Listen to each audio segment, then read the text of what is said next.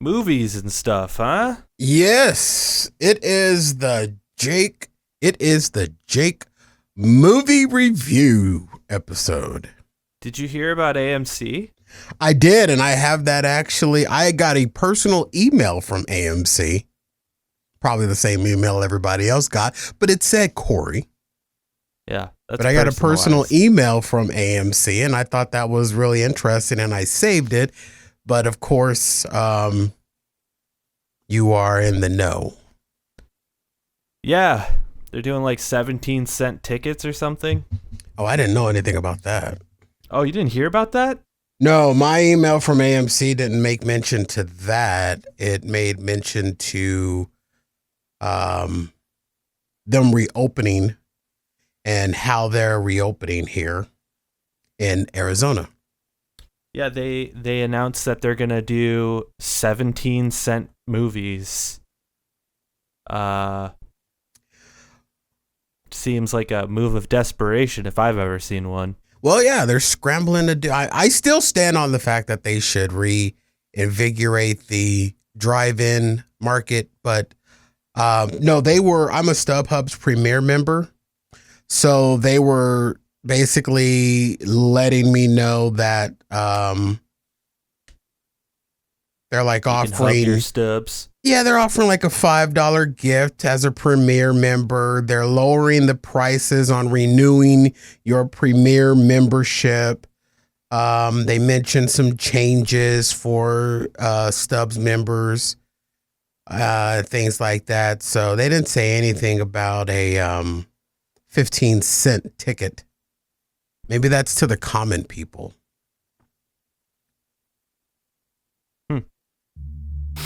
Yeah, let me see if I can find that.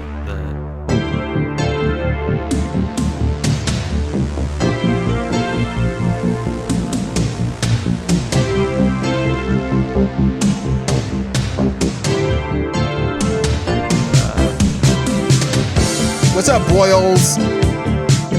This is Jake. What is up, boyos? Welcome to the Jake and Cory podcast. I'm Jake. That's Cory. What up, Cory? What up, Jake? You know, not much. So let's just jump into it, huh?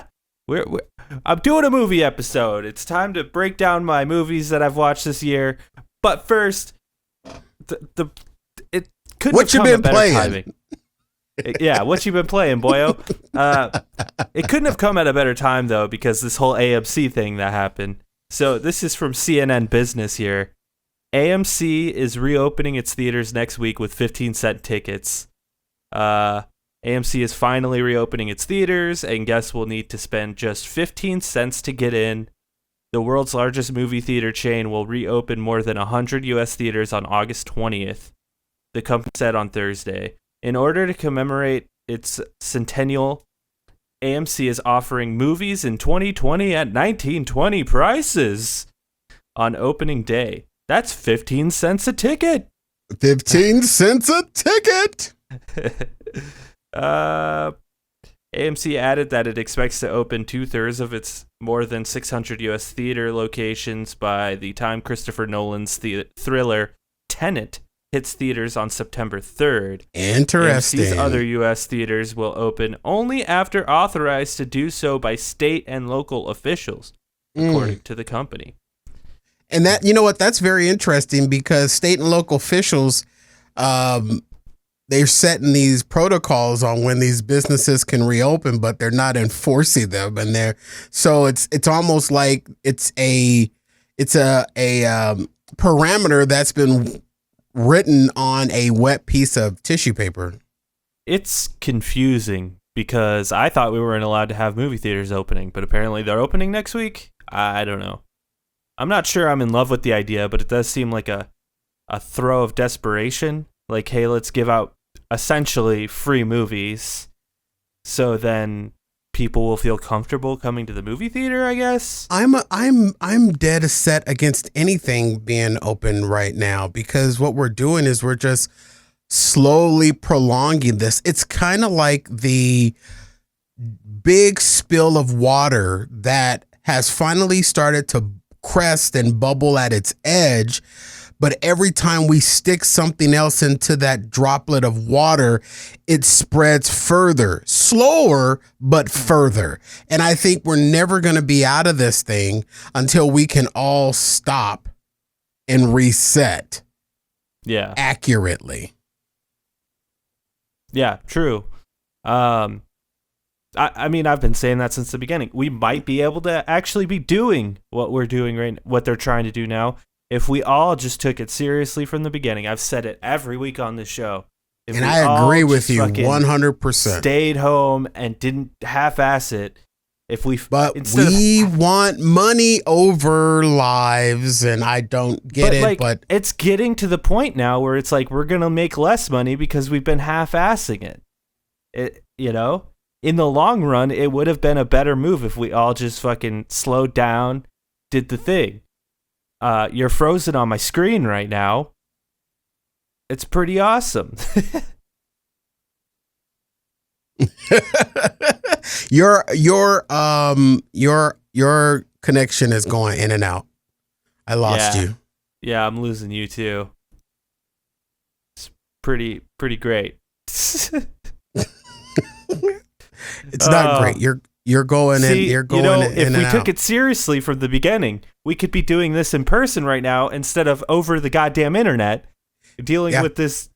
I'm looking at blurry Cory right now. It's like I've lost my vision or something. And I'm just looking at broken up audio and choppy images.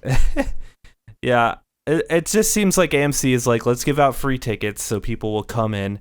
And they'll be like, hey, it's pretty nice to go to the theater. And then they'll boost it up to $5 the next week. And it's like, hey, come see Empire Strikes Back on the big screen, which is tempting to me, but I'm not going to do it. And then it's like, hey, come see Tenet when it comes out. You're going to do it. I just imagine you're going to do it. I've been taking this really seriously. All right, we'll see. I've heard so many people say that they're taking this seriously, and then they get over the whole pandemic. And just because you're over the pandemic doesn't mean the pandemic's over. And they're running back out there and doing things that they've done before. I have a big concern of mine because I have a wedding that I'm supposed to officiate. That's right, officiate in October. And I have to make a decision here or something. So because this wedding that I'm doing is a friend of mine who is into cosplay, I'm actually going to ask him if I can wear a Bane's mask when I officiate his wedding. He'll probably be down for it.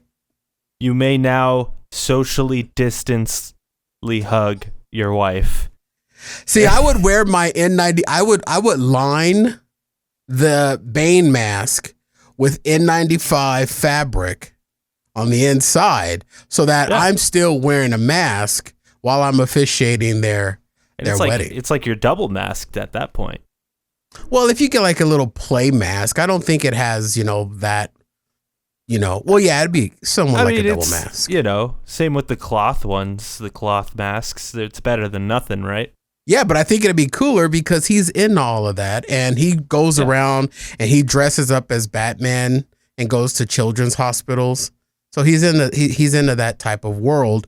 So I think that if I wanted to wear a mask, how many people are going to be there? Do you know? I don't know yet, and that's the question. And I kind of it's so touch and go because I don't want to pressure him now as to like what the head count is because dude, we never know what's going to change next week. We never know what's going to change. Russia has the cure or something. Yeah, what's going to change in a month from now? You know what I mean? And so I kind of don't want to pressure him, but I also don't want to scare him off. Well, right. If the wedding was tomorrow, I would not be going. Yeah, right. But we're talking about October, and I realized for the first time, even though I've known about this wedding for ever since, almost a year now, they're getting married on Halloween. Oh yeah, the 31st. October 31st. And I'm like, they're that black soulish that they're getting married on. I mean, they're, oh my God, Jake, they're such a beautiful couple. And I know they'll never hear this, but I would so love to watch them do it. You could ask. I should. I'm like, I'm officiating your wedding. Would you mind if I'm there for the consummation as well? Yeah, there needs to be a witness there, right? There That's how needs the to be a Mormons witness do it. to sign off on it. And I'll watch. I swear I'll watch. Man, this connection's horrible. I know, it's really bad. Yeah, I don't see that whole movie theater thing going well. They did say that they're gonna like implement, required to wear masks, social distancing, all that fun stuff. But like, Yeah. Everyone's in a movie theater. Imagine seeing a comedy, everyone's like laughing. Like, Yeah. That It's going to be the same thing that the fast food restaurants have done, where they started off really strong and following these protocols. And now you drive up. I praise Burger King about how they were, making me feel really safe with all their employees wearing gloves and masks. I went to Burger King about 2 weeks ago, ended up driving away. Yeah, Chick had the mask the one under that her I've nose. noticed is still killing it. The one that's still killing it, I've found, is Taco Bell. Yeah, Taco Bell is still killing it. it. Still doing it. And I got to give a shout out to them. So Taco Bell is like the only place that I've been hitting it. Oh, Sonic surprised me, though. I took a chance. I swallowed some hand sanitizer and I went to a Sonic. Sonic surprised me. I went and all I got was a chocolate shake. Sonic has some really good shakes. Got a chocolate shake. They never had to touch my credit card because I slid it into the menu board. That's what you do at Sonic. Yeah. Guy came out with the red tray, had my cup in one, had my shake in one of the little cup holders, extended the red tray towards my window. He was wearing a mask. I grabbed the cup. I took the straw and the spoon off of the tray and drove away. Yeah, it was weird when he tried to make out with me, though, but... Yeah, that was a little awkward. So after we were done making out, I said, dude, I hope you're not positive for coronavirus. Yeah, that makes a lot of sense, because, yeah, that's how they do it there, is the whole... Do they still wear roller skates there? No. Is that not a thing? No, coronavirus killed roller skates, or I think it was... No, I'm sorry, not the coronavirus killed roller skates. A Toyota Corolla killed the roller skates. Did someone get hit? Dude, those kids have always gotten hit. They can't. What kid can skate these days? Yeah, I don't know. I haven't been to Sonic in years. It's fucking horrible. No kid can skate that's last name isn't Deirdrick. No one can skate anymore. Deirdrick? I made a Rob Deerdeck. Oh, who cares? Shit. Start your movie review with this horrible connection. So I think it was in January or February, maybe it was March. I don't know, one of those dates. One of those months. I did a movie roundup, like every movie I've watched this year so far. So it's been a few months, 3-4 months since then. I figure let's pick it up where we left off. Before we start with my list, have you watched any movies? No. Not a single movie. No. I have a problem. When I go to and if I'm feeling in the mood to watch a movie. And quite honestly, for the last 2 or 3 weeks, I haven't been able to watch any movies and preparing to ship my son back off to college. And so every time I sit down to watch a movie, I end up scrolling through like new releases and stuff like that. And this might be really bad for me, and maybe I need to learn this. But I can judge a movie by its movie cover. And when I'm scrolling through Netflix or Amazon Prime Video, and I don't see any movie covers that appeal to me, I just think that there aren't any good movies. Yeah. Well, Netflix is hard to dictate because some of those the movie posters on Netflix are just like random pictures that Netflix chose. Right. And like some of the trailers, especially for like older movies, it's just like auto-generated movie trailers. Now, if I would have scrolled by Snowpiercer, I would have never stopped on that movie and played it, because nothing about the cover screamed out to me. But then after I watched the movie off of your last recommendation, when you did back in January, February, March, one of those months, I rather enjoyed it. So that's why I'm actually looking forward to your list, because if it's not a recommended movie, or some big blockbuster, I'm not in. So what I end up doing is that when I'm in the mood to watch a movie, I end up going and finding an old movie that I've already seen, get halfway through it, and I say, you know what, this time that I'm sitting here to watch a movie that I've already seen is a waste of my time. And then I move on. I do that too. I mean, I watch Star Wars, like all 7 of them, all 9 of them rather, every year. Like that's just something I do. Wow. Like I'm just a nerd like that. I will admit, I haven't been watching as many movies because I've just been obsessed with this show, Brooklyn Nine-Nine.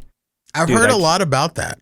I can't stop watching it, and I know it's a weird time to start watching a show about cops. You think? But it is it's a pretty woke show considering it's about cops. It's about a precinct where they're like, oh man, doesn't it suck that cops suck? That's a lot of the show. Like their captain there is like a gay guy who had to like work really hard to get to the top, and their sergeant is a black guy. There's even an episode.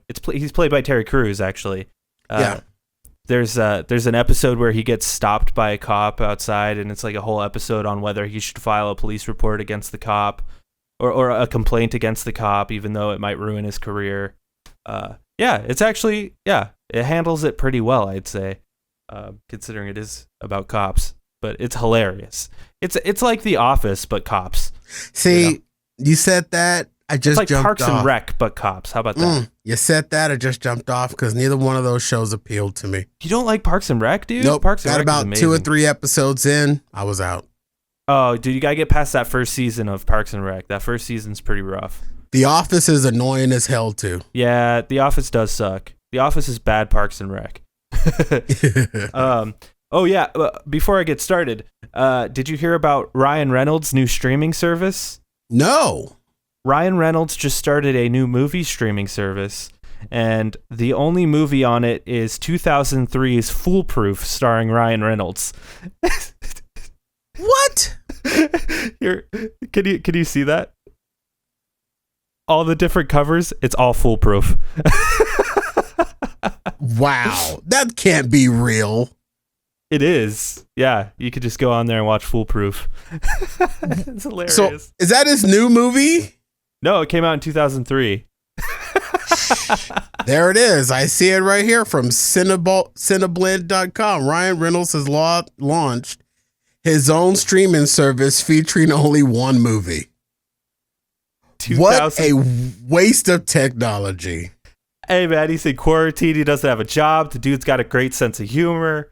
Why not? I mean, he is ridiculously funny, and he's a good-looking dude. So why the hell not? That's funny. It does make me want to watch Foolproof because I've never seen Foolproof. I've never seen it either. You have to pay? I think it's free. I might just watch it. I might just watch it just because it's so new. It's different. It's clearly, biased, but why the hell not? Well, let's jump into my list, huh? Let's jump in.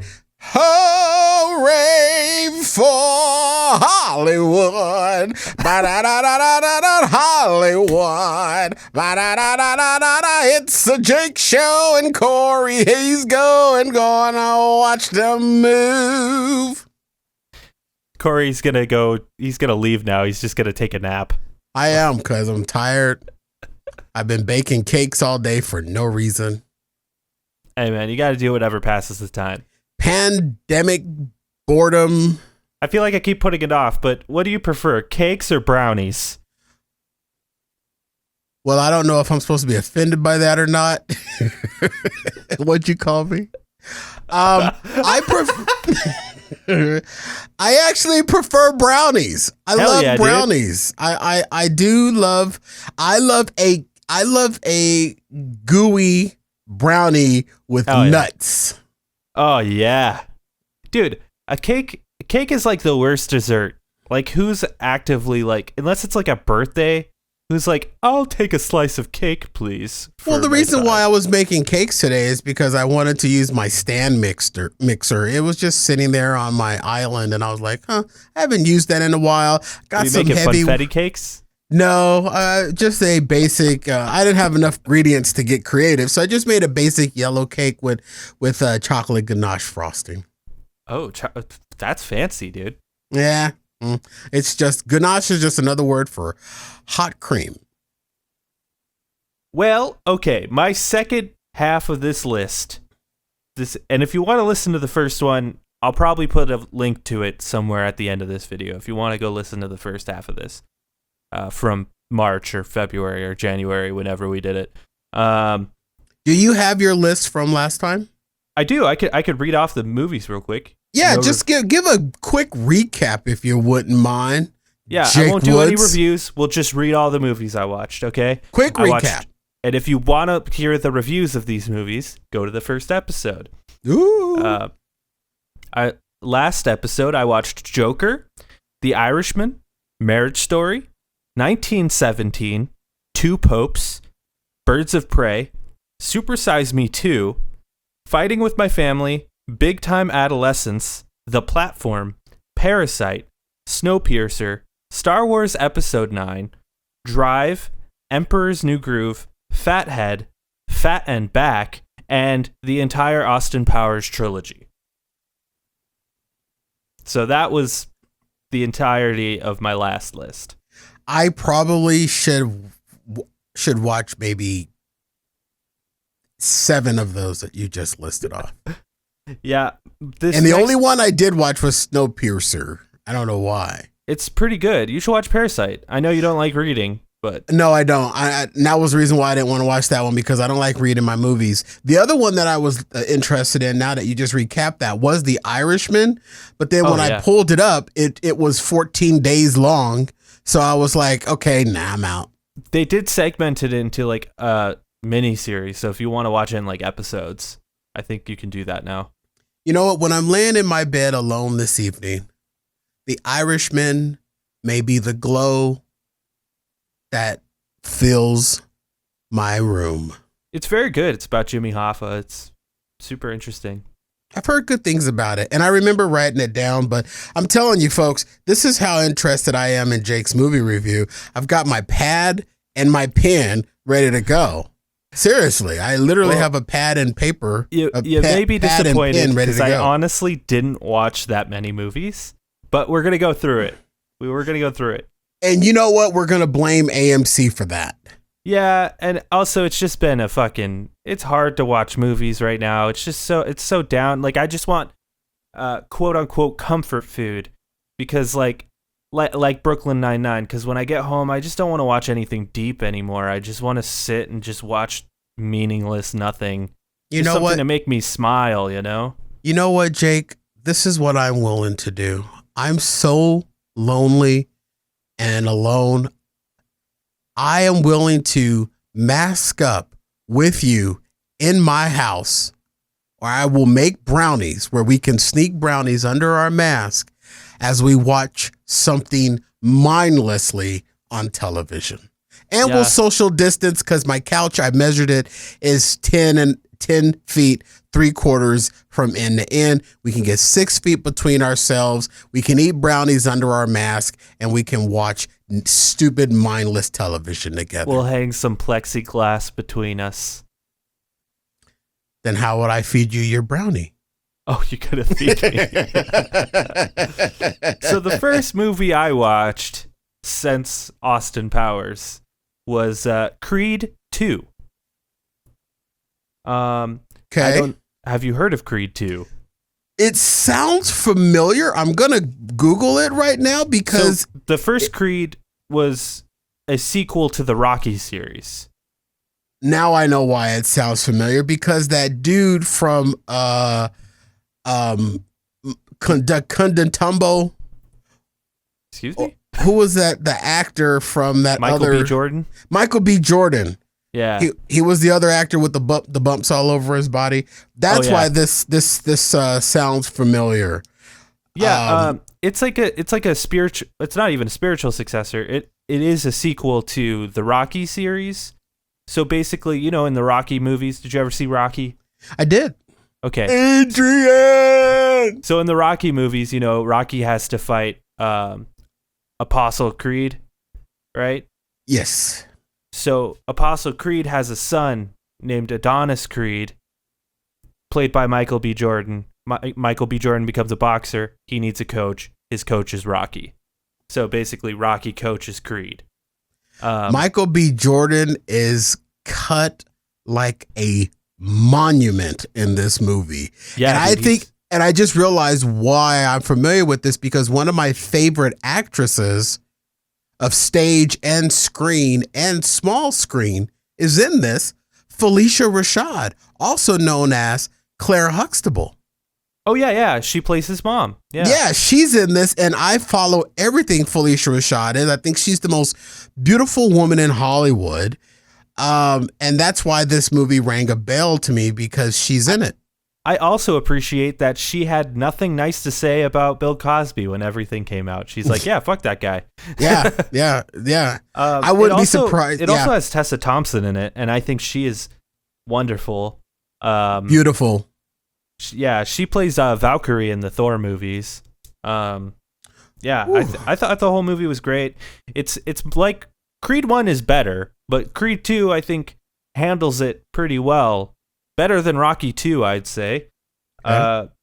You felt the emotional impact, is about like Rocky, or not Rocky, it's about like Creed having to continue to fight even though he's having a kid and he's having to deal with that, and Rocky's like, hey man, you can hang it up, you don't need to do it, man, you don't need to do it. that's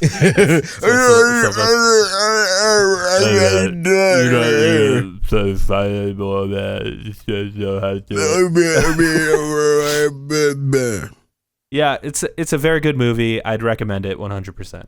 Watch the first one first, though. Receiving an 83% on Rotten Tomatoes, available on Hulu, Amazon Prime with your subscriptions, and of course, YouTube for $5.99. So the next movie I watched was not as good. Uh-oh. In fact, I knew it was bad because I saw it as a kid, but I had to watch it. It was on Netflix, and I was like, dude, I remember this movie. This movie is garbage. I gotta watch it. It's called The Core. You ever heard of The Core? I've heard of The Cory, but not The Core. The Core is about... It stars Hilary Swank and Alan Eckhart, I think is his name. Yeah.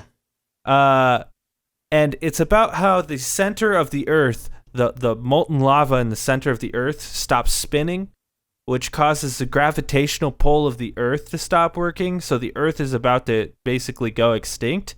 So they create basically an opposite of a spaceship to dig into the earth, to go to the center of the earth and set off bombs to make the rotation of the earth happen again. This movie is hot garbage. But you could tell that they put so much money into it, which makes it even better. And like there's so much camp in it. It's like it's like so bad it's good. It's like one of those movies. There's a scene where they're like palling around, and they're like, "Oh hey, how's it going, buddy? How's it going?" And he like leans back, and there's like a dead body, and he's like, "Oh my god!" And then they just continue to pal around. They're like, "Oh yeah, buddy." Is it bad acting? Is it bad acting? It's pretty bad all around. Hilary Swank is okay in it, I guess. What happened to Hilary Swank, by the way? I don't know. She clearly hasn't been making really good decisions when she started doing this sci-fi action movie. The Core. This movie came out in like, it had to have been like 2004. I don't know. 2003. I was close. Yeah, 2003. Yeah, so that was a long time ago. Okay, so technology was a lot different back then. Yeah.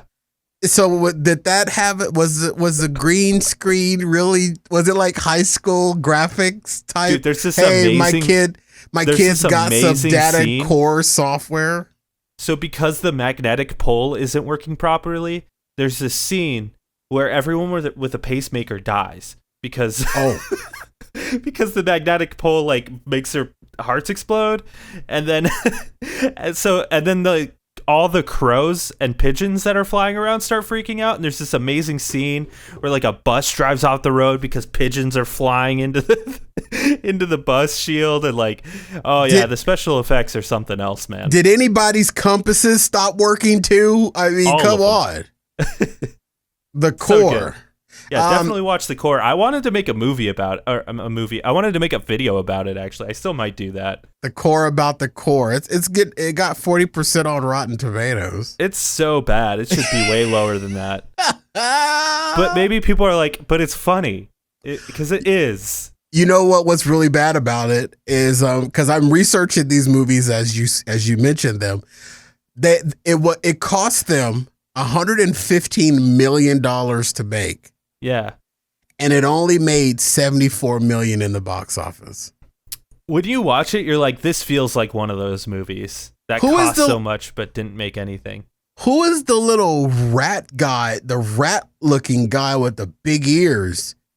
Theodore Donald Rat Fitch? I have no idea.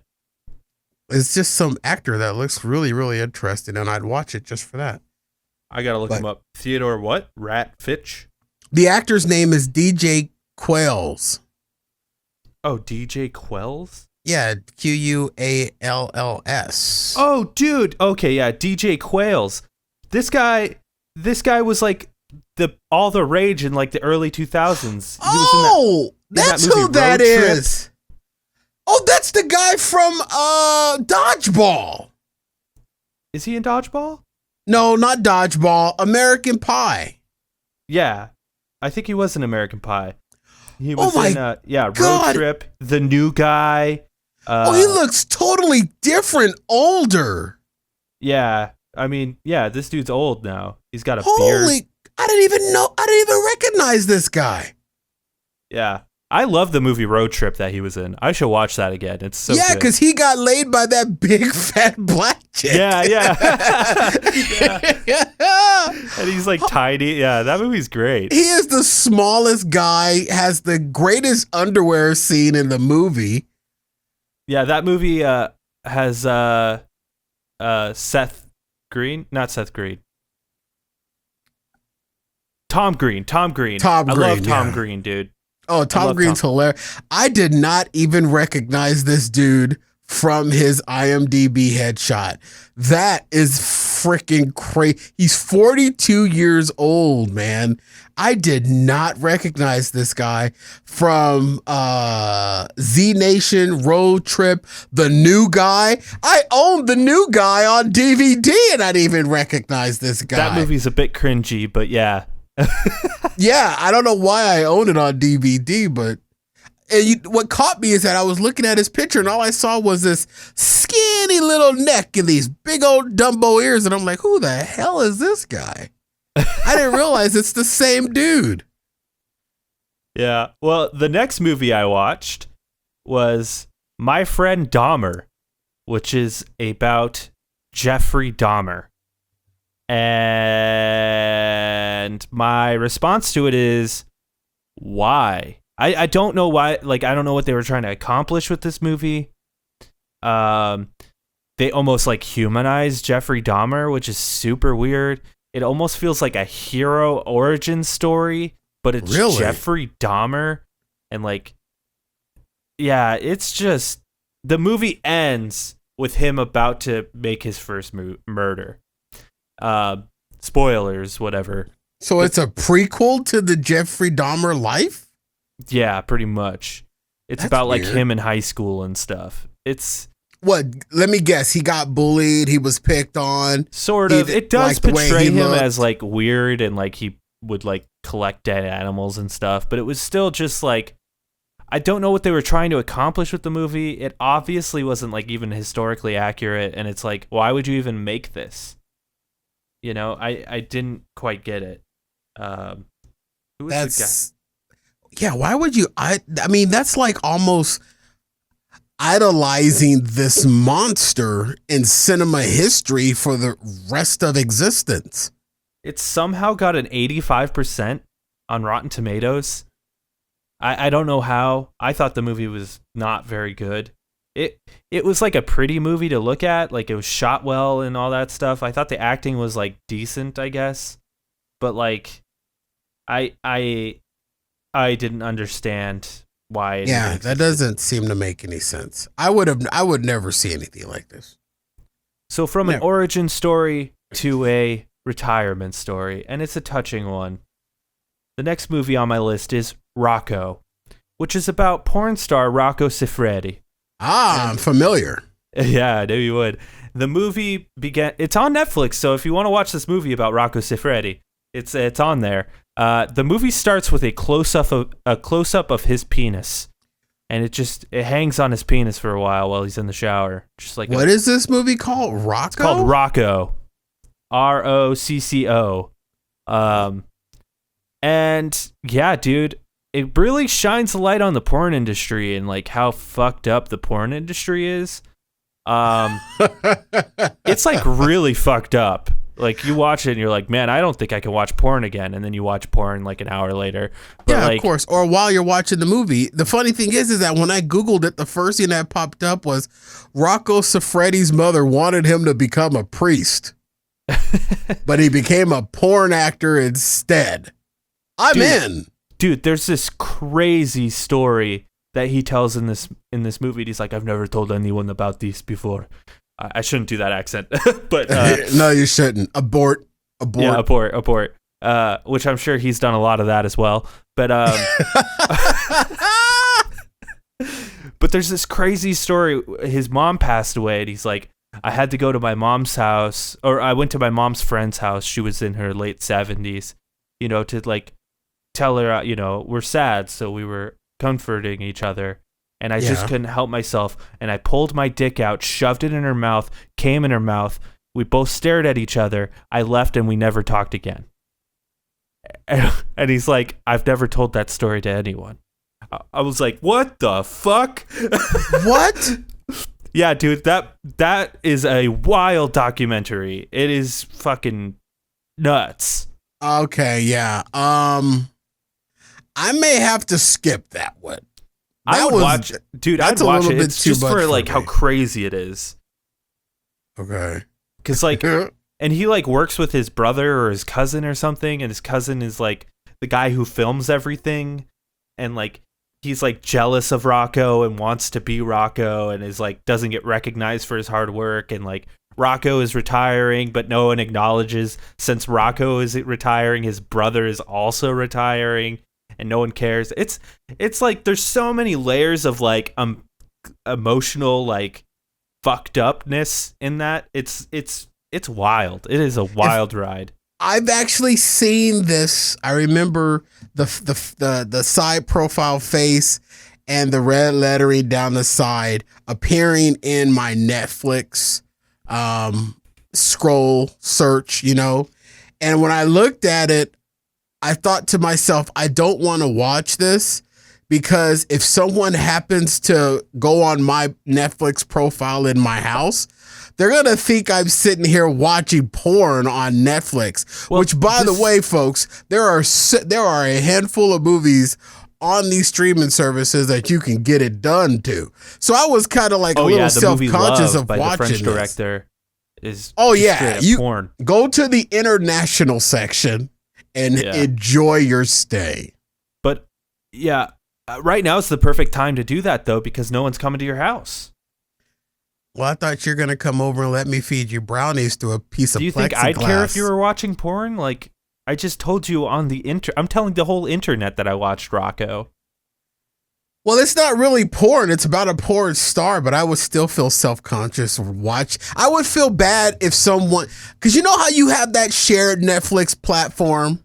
Yeah. I don't want somebody to, and all of my TVs in my house are smart TVs and they have Netflix on them. And that'd be the day that somebody's Grams comes over and says she wants to watch, an old 1930s movie on Netflix, goes to my profile and Rocco's dick is right there as the last watcher on my watch list. And then, of course, when you watch something like Rocco, Netflix is going to say, hey, he likes these dick flicks, so let me suggest every dick flick I have in my library. That didn't happen to me, so Oh. Yeah. Hey, mom, pop, you would love this movie. Let's watch it. It's called Rocco. You're gonna really enjoy it. It's wild, dude. If you could watch it, you don't have to, but like, if you I put it down, I put it on my list. Yeah, it's. I won't watch it on. I won't watch it on a Sunday though. It might give me unclean thoughts. Yeah. It's a wild ride. The next movie on my list is a movie called Honey Boy, starring and directed by Shia LaBeouf. Shia LaBeouf. Yes. What is it called? It's called Honey Boy. Honey Boo Boo. It's basically a rough documentary about Shia LaBeouf's early life and his fucked up drug addicted father. And he plays his father in the movie, and it's pretty intense. It's very good. Shia LaBeouf is very good in it.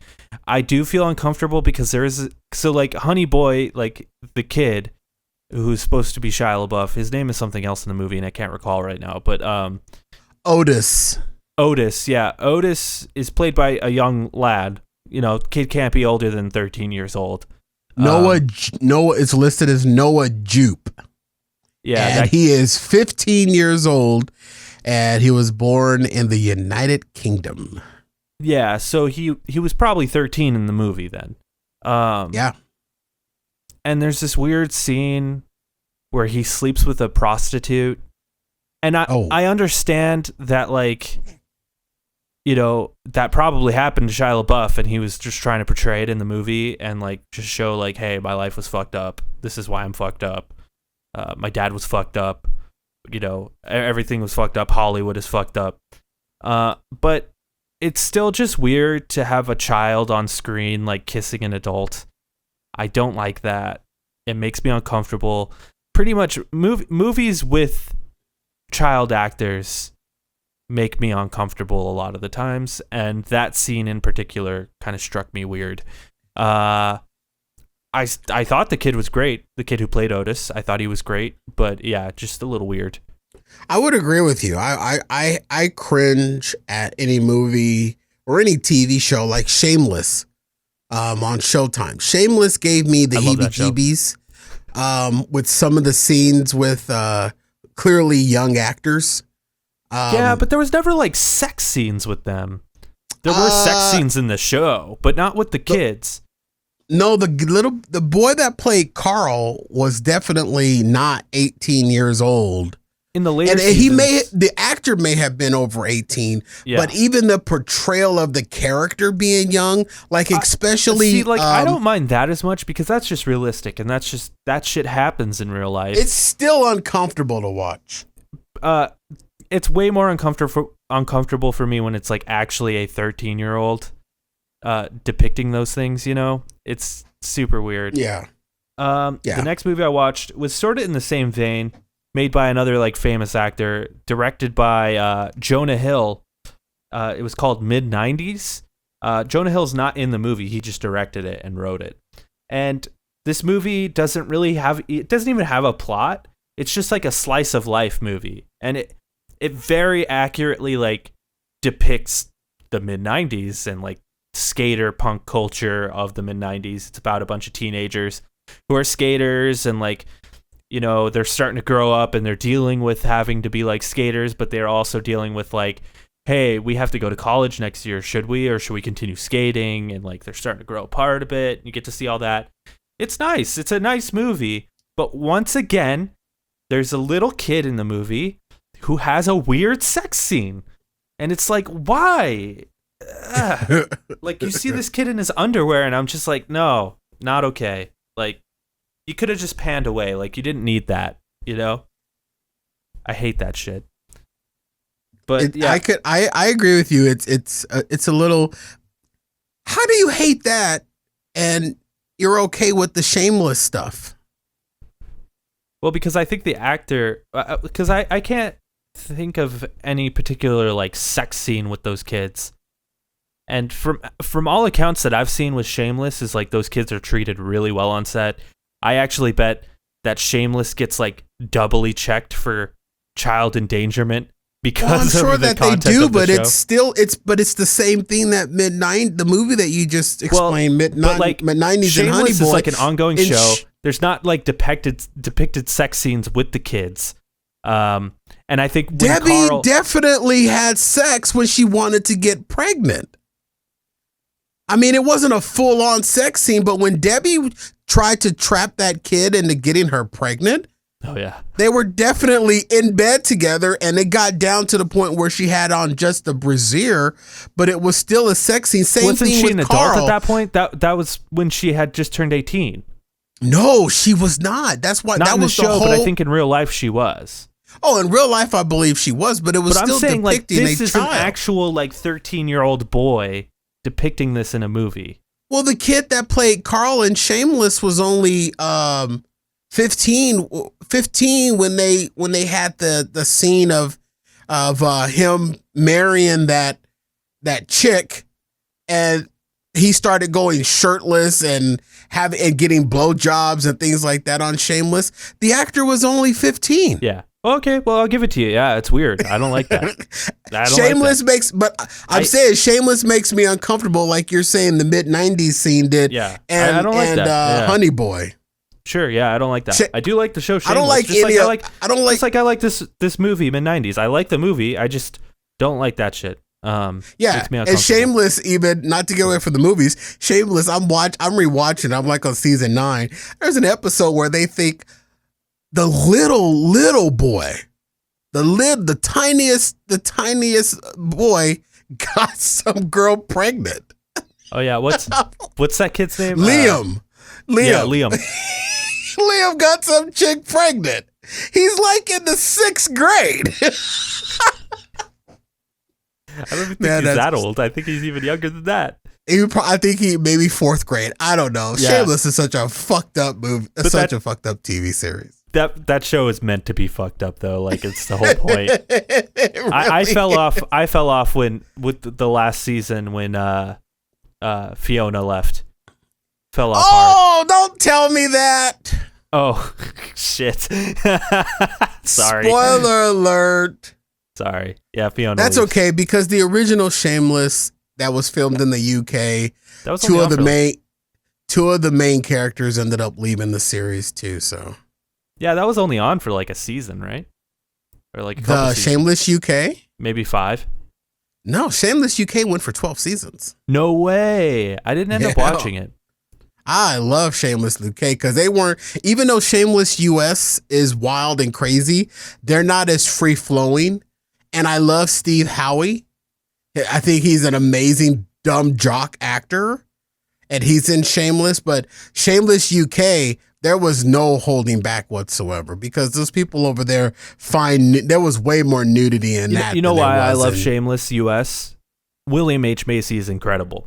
He's amazing. He's ridiculous. He's a ridiculously great actor. But I don't like the fact that I'm at the point where they just introduced Katie Seagal, Peg Bundy. Yeah. You just hate her, don't you? I don't hate her. It's Everything just like she's in, you just hate her. No, every time I see her, she could be selling cars. She could be baking a cake in the Food Network kitchen. And the only thing I can see is Peggy Bundy selling cars or Peggy Bundy baking a cake. I cannot see her any other way. Cory, she's Peggy Bundy. You ever see Smart House? She's Peg Bundy. Yeah, she is. So the next movie I watched, which was way too surreal watching this one for the times we're living in now. It's a little movie called V for Vendetta. Have you seen V for Vendetta? No. So V for Vendetta is based off of a comic book series. Okay. Or actually more of a graphic novel, I'd say. And basically the movie takes place in England, and a dictator is taken over by saying there is a virus going around. Oh, shit. And everyone is suppressed. There's 8 o'clock curfews for everyone. Everyone needs to be home. So V, the main character V, is out to like change society and bring liberation back. And they use social media and stuff like that to like brainwash society. This movie came out in what, like 2008 or something? 10 maybe. Oh, okay. Yeah, 2005. And it has Natalie Portman in it. She is fantastic in everything she's in. It's a fucking awesome movie. It's just a little surreal watching it right now. Will you please spoil this movie for me? Please tell me that V wins in the end. He does. Please tell me that there's liberation. He does. I will spoilers for everyone. He is able to execute his plan, and then he gets killed at the end, and he dies for the cause. Hey, it's got Stephen Fry in it, and Stephen Fry played the Englishman in Bones. He was a psychiatrist in Bones, known as I can't remember his name, but he was in Bones at one point. Yeah, Gordon Fry was plays like character. the talk show host, and he's basically like the Stephen Colbert of this universe, and he ends up like speaking out against the government on his show, and they end up coming and murdering him. It's a little too surreal, dude. It's a little too surreal. You're like, that this is V for Vendetta wasn't written by anybody off of the Simpsons cast, was it? Because you know how the Simpsons are really good at predicted shit. I want to say it was Alan Moore. I don't know. I may be wrong.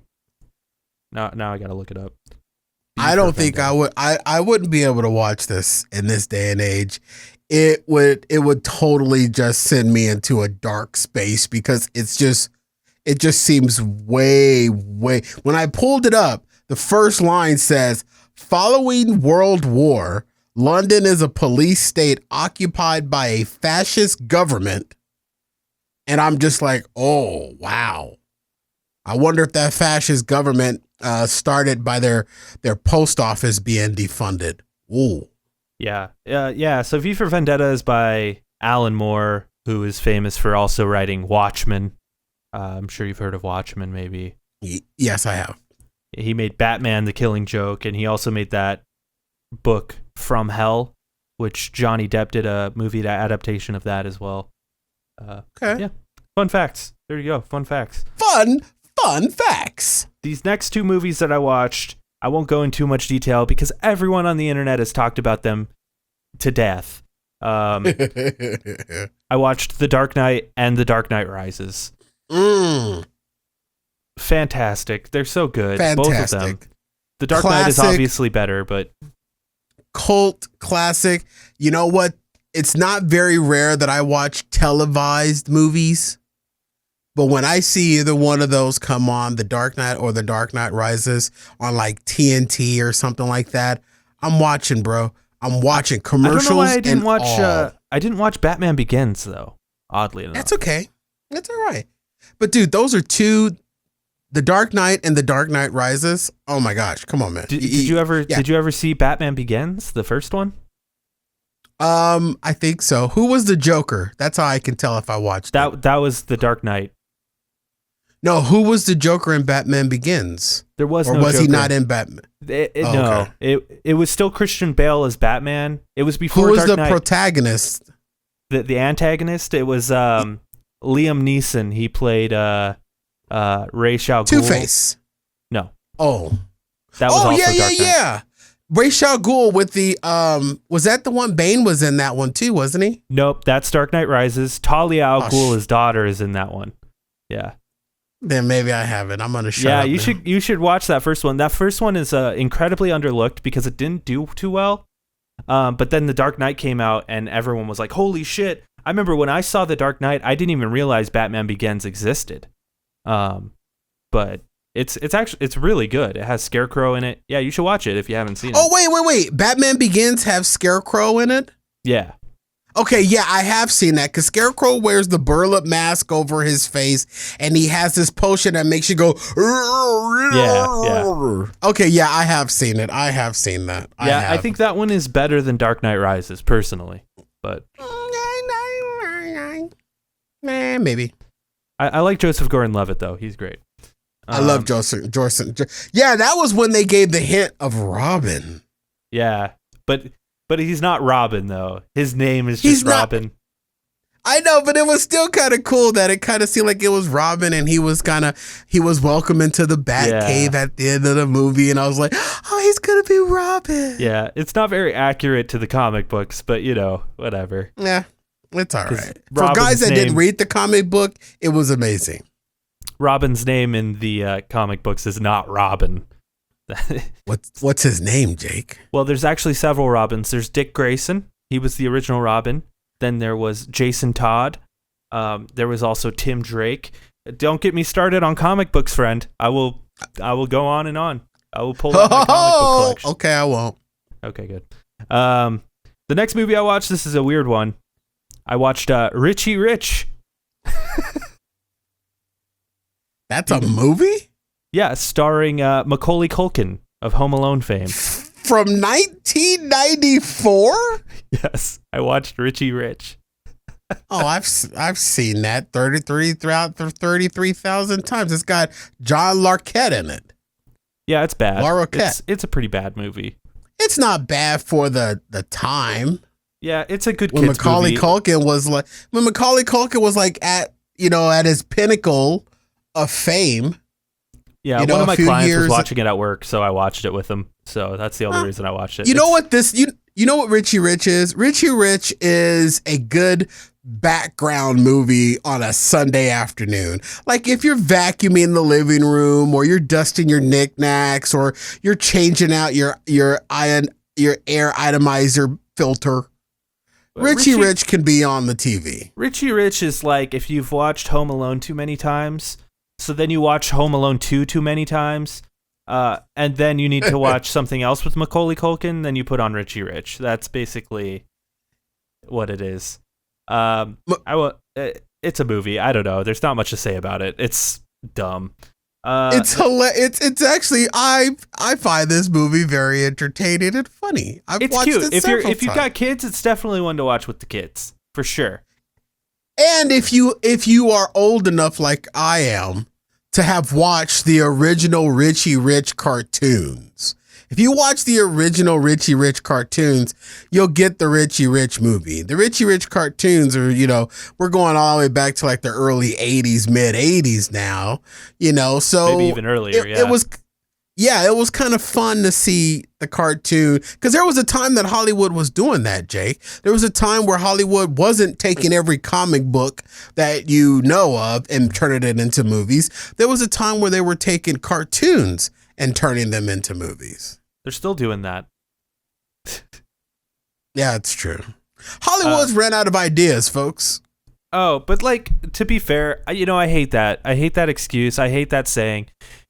People have been doing that forever. It's always been a thing in Hollywood. I mean, people bring up A Star Is Born, that movie with Bradley Cooper and Lady Gaga, and how it was, it's just another remade movie. Well, it's like, well, yeah, but you realize that A Star Is Born this is the fourth time it's been remade. It was done in like the 50s, it was done in the 70s, it was done in the 80s or something like that. How many times is that star going to be born? I know. And every version of that movie, every single version of that movie is good. I've watched them all. They're all good. Nice. Just had to throw that out there as well. The next Jake. movie I watched was Eurovision Song Contest, The Story of Fire Saga. I'm sorry, what?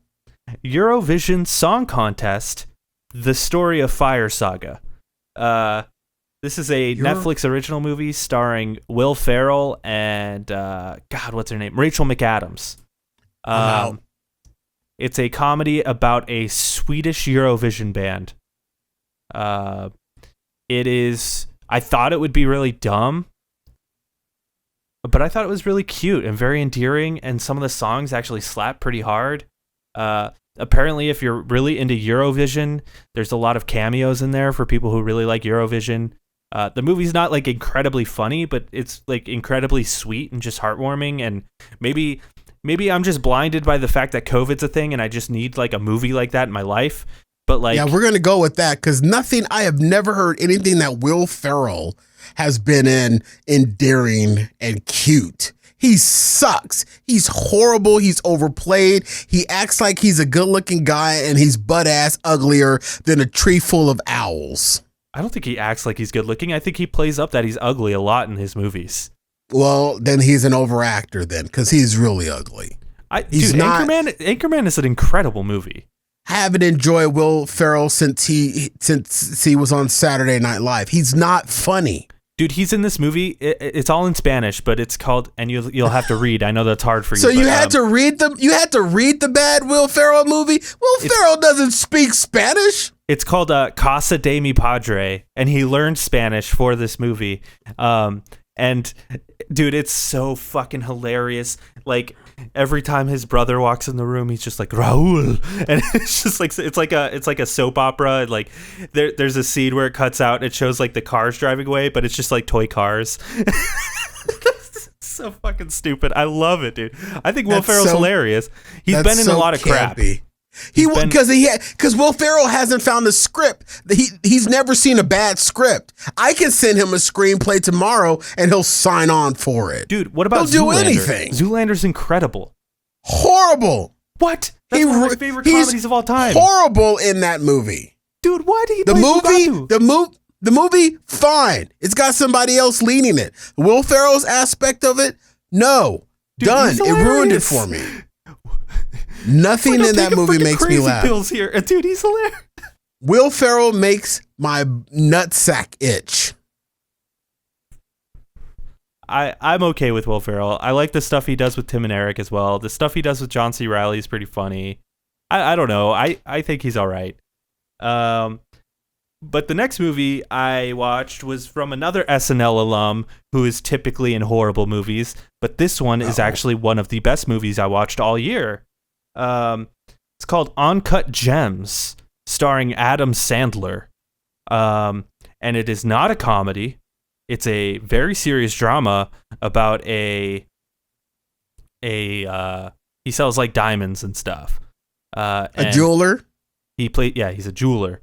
And he also has a gambling addiction, and I've never felt more stressed watching a movie. Like, it makes your heart rate just rate. Like, you watch it and you're just like, this is stress inducing. Like, it's just anxiety, the movie. Like, so if you're not into that, don't watch it. But like, it is, because everything that happens, you're just like, oh no, don't do that. Oh God, no. And it just keeps getting worse and worse. And then at the end, you're like, oh, he did it. And spoilers happen. And I won't say, but like, I will say that Adam Sandler, hilarious. Drop dead, stupid funny. Dude, how are you going to say that Will Ferrell is bad, but Adam Sandler's good? Have you fucking seen Jack and Jill?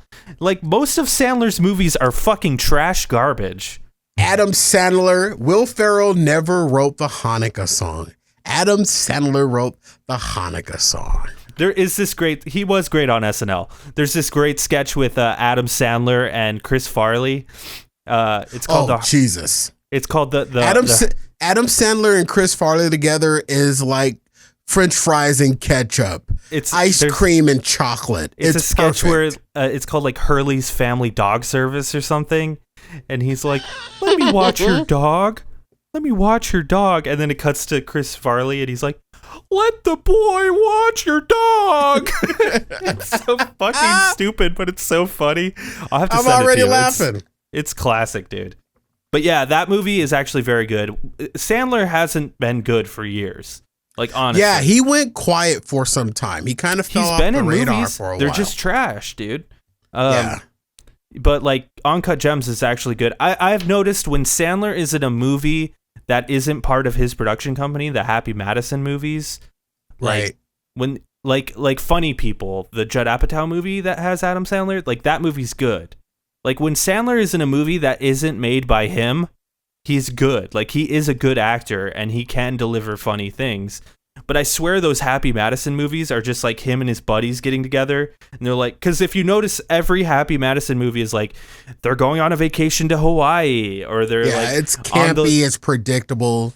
But it seems like he's like, hey, let's go shoot a movie in Hawaii so we can party. Like, because it's like always him and Rob Schneider and, David Spade. And they're like, and we'll just make a movie on top of it. Yeah.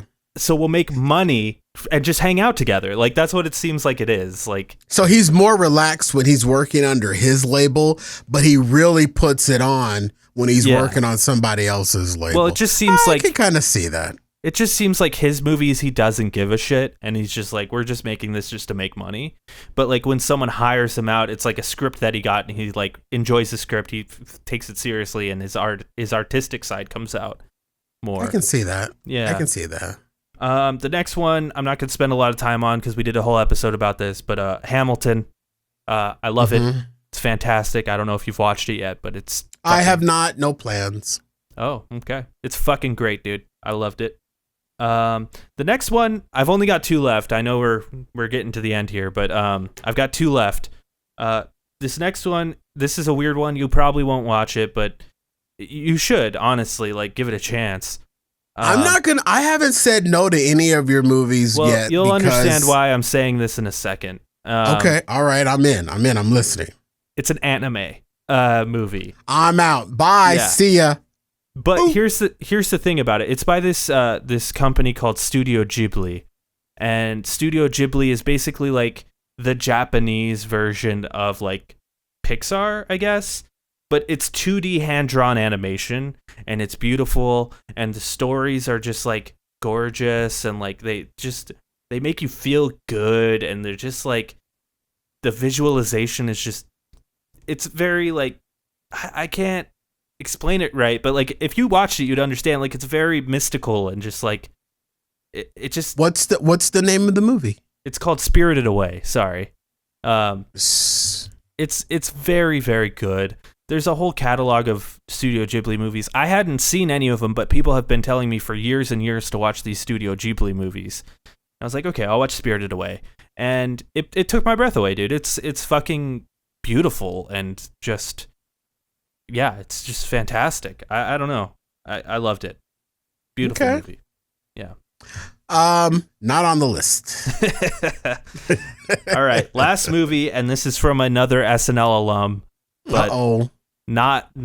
He's one of my favorites from SNL. We'll see. I'm cocking back. It's called Palm Springs. It's a Hulu original movie. Just came out recently. It was supposed to come out in theaters, but obviously things happened, so it went to Hulu. It's called Palm Springs. It's starring Andy Samberg. You don't like Samberg, huh? He's good looking. I don't think he's funny, but he's not. He's my dick he's in not. The box. The only thing that made that funny was NSYNC boy. Justin that made Timberlake? Dick in the Box. But, Justin like, Timberlake is he did all of the those only reason songs. why Dick in the Box worked. Or Adam "This is the Sandberg did tale those of Captain Jack Sparrow." Come on, man. Yeah. Or he's a good looking dude. I went to the counter at the grocery. She touched my hand, and I jizzed in my pants. Come on, man. That shit's hilarious. I mean, I'm not. He's definitely watchable. He's not in the Will Ferrell file, but I don't have a problem with Andy Samberg. He's not overtly crazy funny, but I mean, he's a good actor. He's got some good projects out there. He's also the star of Brooklyn Nine-Nine, which I love that show, obviously. But Palm Springs, I went into it expecting to hate it, honestly, if I'm being real. Really? It looked dumb from the looks of it. It's basically Groundhog's Day. So like, like it's a time loop. But when the movie's this movie. Have you heard of it? Have you seen it? I've heard of it. I saw I want to say I saw a preview of it before something that I was watching. And it looked horrible because it was a scene of him calling her something that she's not, or saying something before she said it. I don't know. It was just weird. Yeah. Yeah. Well, I saw the trailers too, and I was like, well, I'll just check it out just to see. And I ended up fucking loving it. Really? Yeah. So like when the movie, like on like Groundhog's Day, this movie starts and Andy Samberg has been stuck in the time loop already. Like the movie starts with him already in the time loop. So like he's already accustomed to the time loop. And the spin on it is the girl, the like quote unquote love interest, she gets sucked into the time loop with him. So he has to like teach her how to live in the time loop. And they're their like chemistry together is just like so infectious. Like it's just really sweet and tender, and then it turns into something you don't expect at the end. Yeah, I really fucking loved it. I thought it was shot really good. The movie's like not even, it has some funny moments, but it's not even like really, really that funny. It's just like very sweet, endearing, but also kind of serious at the same time. It's great. What do they mean when they title it as a comedy / rom-com? What is rom-com? Romantic comedy. Oh, I'm such an idiot. I'm such a fat buffoon. I should have known that. I actually think we might be seeing a resurgence of romantic comedies, because romantic comedies were huge in the early 2000s. And even before then, the most notable romantic comedy that I can think of is Pretty Woman.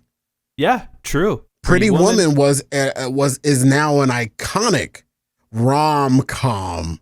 Yeah, and then, there was also like, I don't know, there were so many of those cheesy rom-coms, like You've Got Mail, and like, yeah, and like all those Jennifer Aniston rom-coms that are horrible. Everything Jennifer Aniston has ever done has been rom-com. But this one feels more like they took a book out of the Judd Apatow book, or like a page out of the Judd Apatow book. I can't fucking talk. Jesus. Easy for you to say. Apparently not. But I think Judd Apatow took romantic comedies and kind of flipped them on their head, and kind of made them comedy first. With like Knocked Up, 40-Year-Old Virgin. What else is there? I don't know. All those Judd Apatow movies, they're rom-coms, but you don't think of them as rom-coms. Forgetting Sarah Marshall, like, you don't think of these movies as rom-coms, but they totally are rom-coms. They kind of are, yeah. They definitely are. Forgetting Sarah Marshall, definitely a rom-com. Yeah, they're great movie too. Funny as hell. I love that movie so much. But yeah, they're like R-rated rom-coms, and they're like, let's make it a little vulgar. Let's make it for like a younger audience. Let's not make it for like the 40-year-old moms who want some weird love interest stuff. I would put Palm Springs in that like sort of category of this like Judd Apatow style rom-com, but I feel like it's actually done better than because some of the Judd Apatow stuff hasn't aged very well. 40-Year-Old Virgin is very funny still, but like it's still it seems a little dated now. I would agree. Like some of those movies are just like, they're vulgar for the sake of being vulgar sometimes. Which is fine. Like a Quentin Tarantino movie. He just says the N-word just for the sake of saying the N-word. Yeah, I don't want to dive into that one, but Quentin Tarantino is a creep, dude. He's made some good movies, but that dude is he's made one of my favorite movies, Django. I'm sorry.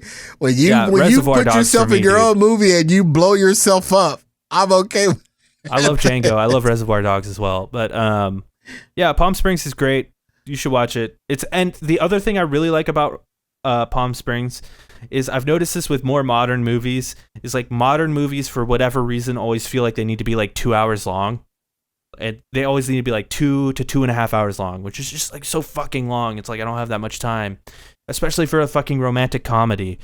But like, yeah, that's because when you're watching it, you almost seem like this, like there's always a part in the movie when you're watching it, like, this is where this movie could end, and it would be okay. Yeah, and this movie does it perfectly.